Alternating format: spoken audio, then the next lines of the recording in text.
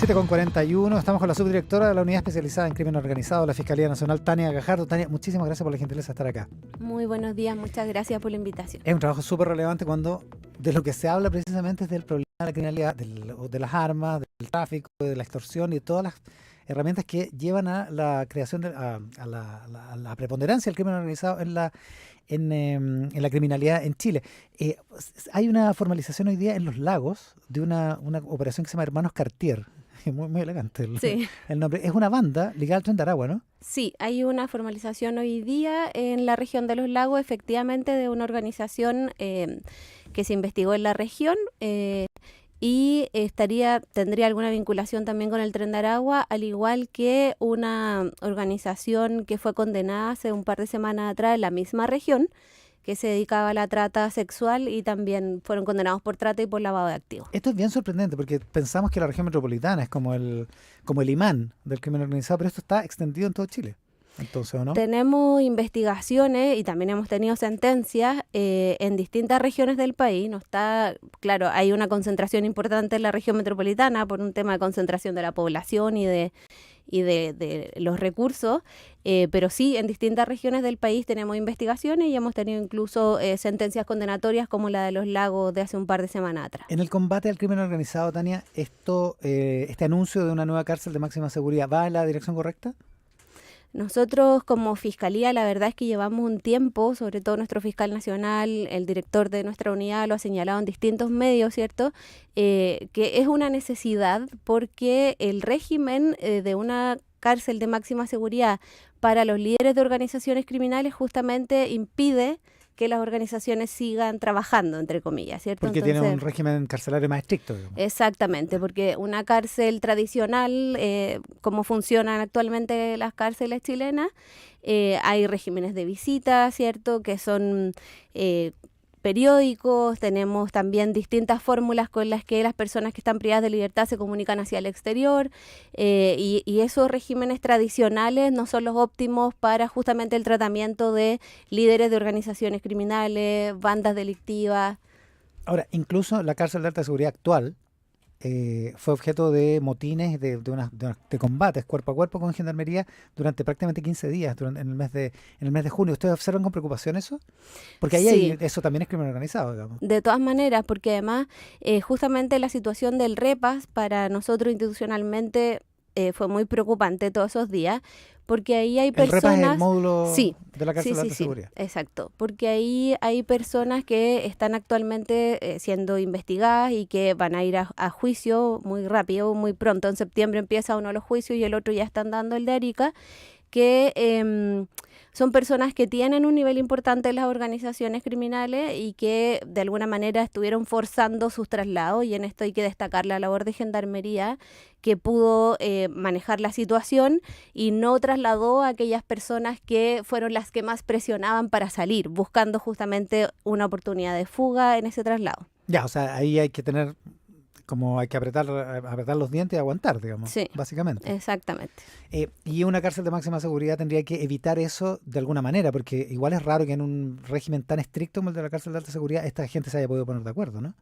Exactamente, sí. O sea, la construcción de una nueva cárcel de máxima seguridad tendría que implementar obviamente mejores protocolos y otra forma de trabajo desde Gendarmería y desde cómo se mira, ¿cierto?, la privación de libertad en este tipo de situaciones para que evitemos lo que estuvimos viendo en el mes de junio. Esto requiere un cambio también en la manera en que Gendarmería afronta este tema. No sé si por la vía de una reforma total de Gendarmería o por lo menos de la parte de Gendarmería que está en estos penales de máxima seguridad. Hay una controversia respecto a si pueden estar sindicalizados o no, porque como es un servicio, los gendarmes tienen sindicatos, como se ha visto, ha habido incluso paralizaciones, si tienen que ser anónimos, si tienen que, en fin, toda una clase de medidas. Eso es necesario, ¿no?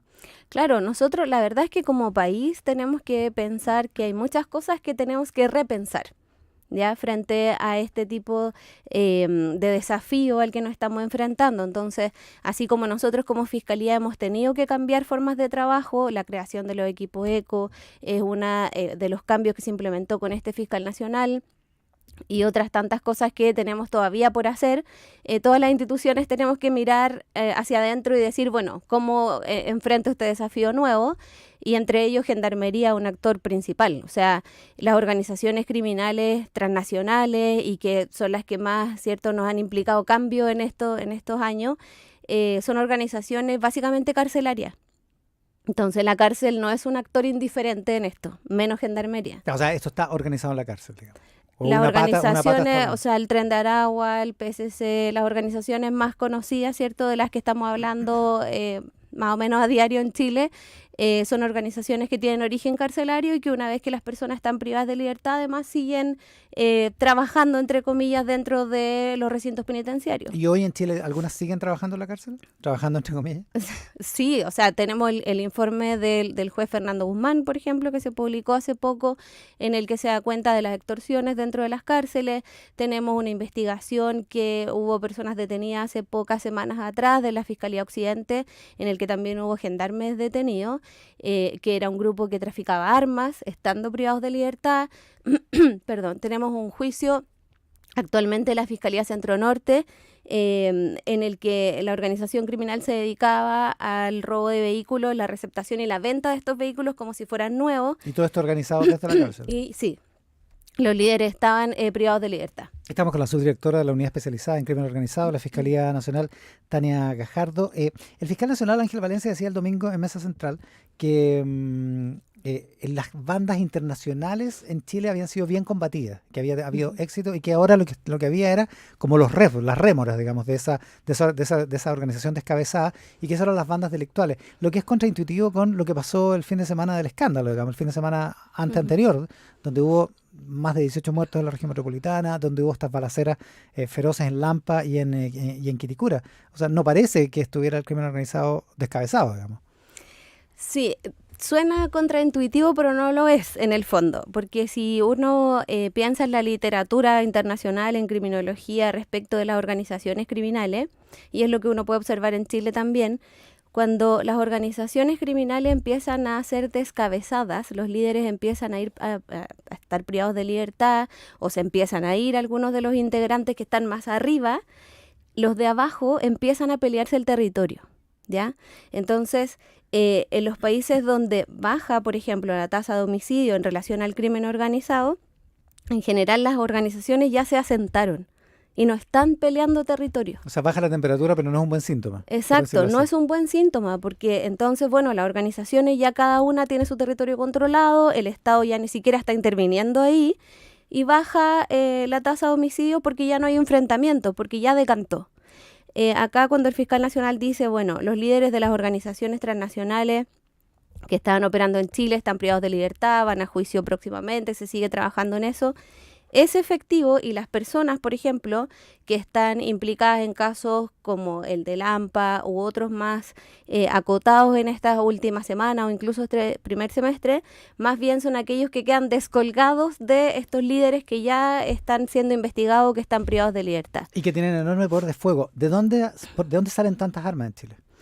Eso sí es un tema sumamente relevante y que yo creo que tenemos que también repensar institucionalmente, porque en Chile nuestro sistema de fiscalización de armas está pensado en lo administrativo, es decir, en que las personas que tienen permiso para portar un arma, inscriben un arma, perdón, para tenerla, porque para portarla no, se fiscalizan, ¿cierto?, que esa arma la tenga la persona en el lugar donde declaró que la iba a tener y que la persona tenga el permiso. Entonces, cuando uno se fija en las cifras de la DGMN de incautación y de destrucción de armas, estamos pensando en ese ámbito, en el ámbito administrativo, en el ámbito que el fiscalizador fue a un domicilio a ver que estuviera todo en orden, y si no estaba en orden, incautó y esa arma se destruyó. Entonces, si uno mira esos números de las 15.000 armas, por ejemplo, que fueron destruidas el 2022, hay un 43% de esas armas que nunca pudieron haber sido comercializadas. Ya, o sea, cuando uno dice esto es solamente las armerías y que se siguen revendiendo esas armas sin permiso, bueno, casi el 50% nunca pudieron haberse comercializado. Son como autos sin patente, digamos. Exacto. Que alguien los trajo, no se sabe cómo. Exactamente. Y después, si nos ponemos a observar ya el calibre de esas armas, el más alto porcentaje de estas armas destruidas son armas que se usan en la caza, escopetas, rifles. Ya. No son armas como las que se usan, por ejemplo, actualmente en los homicidios. Que son armas automáticas. Que son armas automáticas, que son otro calibre. ¿Y esas de dónde vienen? Y ahí la hipótesis, uno podría pensar, contrabando, que es lo que arrojan las investigaciones. Contrabando, ¿por qué? Porque son armas que nunca pudieron haber sido comercializadas acá.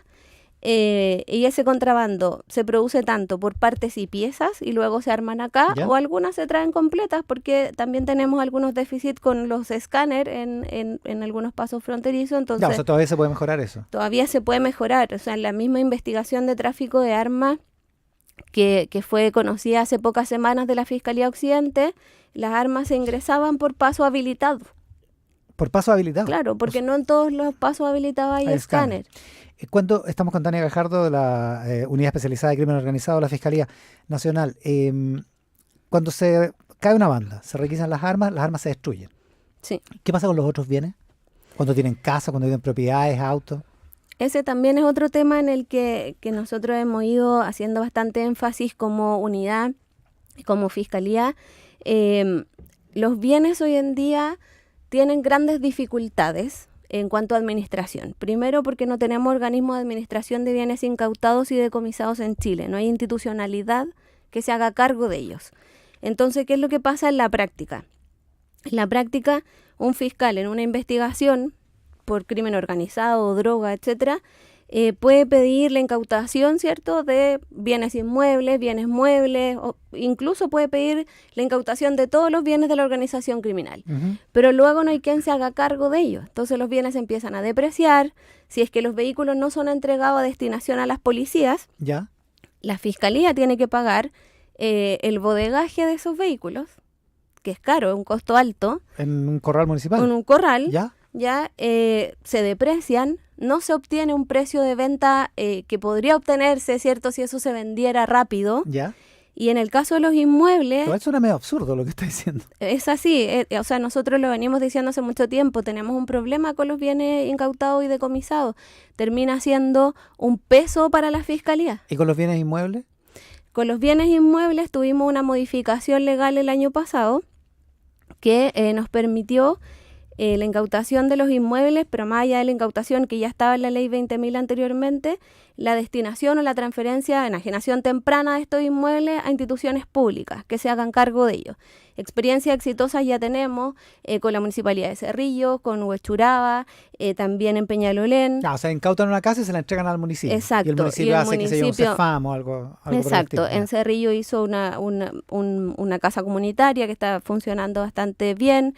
El problema es que eso implica un trabajo muy largo por parte de la Fiscalía desde la incautación, pedir esa enajenación, todo el trámite con el conservador de bienes raíces. ¿Y esto podría hacerse más rápido? Podría hacerse mucho más rápido con un organismo encargado específicamente de la administración de bienes, porque nosotros somos el ente persecutor.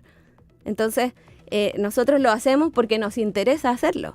Pero en el fondo, con un organismo que administre los bienes, esto pasaría ya al Estado y podrían incluso obtenerse recursos que siempre son necesarios, o sea, sobre todo para, por ejemplo, la adquisición de tecnologías para mejorar las investigaciones. A propósito de mejorar las investigaciones, hubo una controversia hace un par de semanas con un reportaje que hicimos en Tele 13 respecto de víctimas de asesinados, de personas asesinadas y que habían estado en protegidas como testigos en causas de crimen organizado.